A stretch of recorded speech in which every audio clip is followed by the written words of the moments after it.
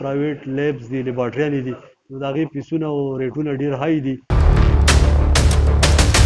هر یو پلازه چې کوم ده هغه باوند ده چې هغه پارکینګ فیسیلیټیز ورکړي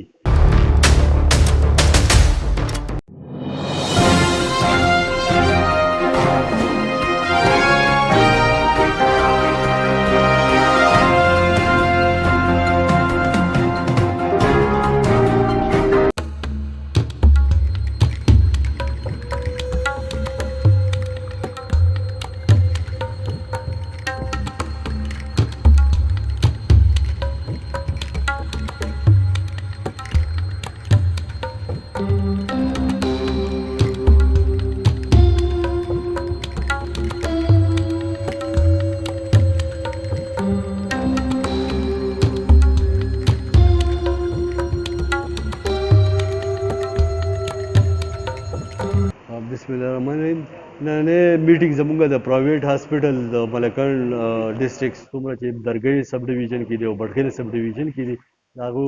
اونرز چې کوم دي پرایویټ هاسپټلز هغو سره موږ میټینګ ایښی و د ایجنډا 3 پوینټس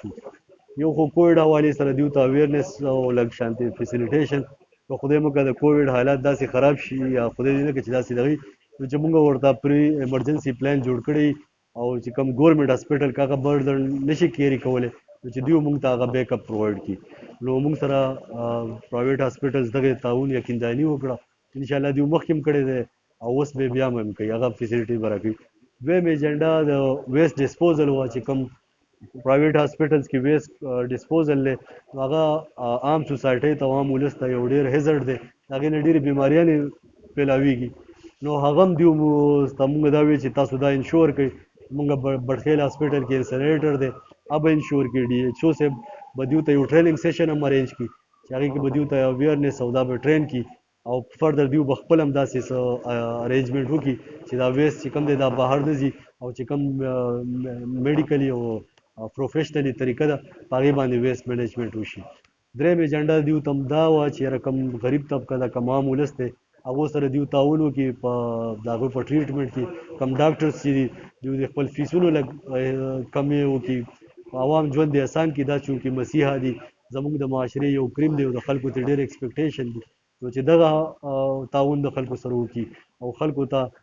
صحت حوالې سره ډېر په اسانه او په ارزانه طریقه باندې علاج پرووایډ کړي د هغې سره سره چې کوم پرایویټ لیبز دي لیبارټریانې دي نو د هغې فیسونه او ریټونه ډېر های دي نو موږ ورته دا وایو چې تاسو دا ډسپلی کوئ چې کوم هیلث کیر کمیشن نوټیفایډ ریټس دي نو چې هغه په خپل لیبز او لیبارټریز او هاسپټلز کې ولګوي هغه به انشور کړي هغه هیلث کیر کمیشن هم چیک کوي موږ به هم چیک کوو او عام ولس ته به هم پته چې کوم ټیسټ په څه ریټ دی او د حکومت په څه تعاون دی نو دا ټولې خبرې را سره دي ومنلې او انشاءالله موږ دا نن دا کنکلوژن دا چې موږ به یو بل سره کینو چې کومې مسلې دي د هیلث په حوالې سره د عام ولس ته او بیا د دیو نو هغه به ټول انشاءالله حل کوو او یو ښه کوم ملکند کې چې کوم د هیلث حوالې سره دي نو کوشش کوو چې ورځ په ورځ پکې امپروومنټ راوړو او کار پارکینګ حوالې سره مې هم ورسره دا خبره وکړه چې یار تاسو کوم کار پارکینګ دی هغه به تاسو انشور کوئ هر یو پلازه چې کوم ده هغه باوند ده چې هغه پارکینګ فیسیلیټیز ورکړي نو هغې حوالې سره دیو خو څه هاسپټل سره کار پارکینګ شته نور داسې دي چې هغو ته موږ وایو چې تاسو د دې مینجمنټ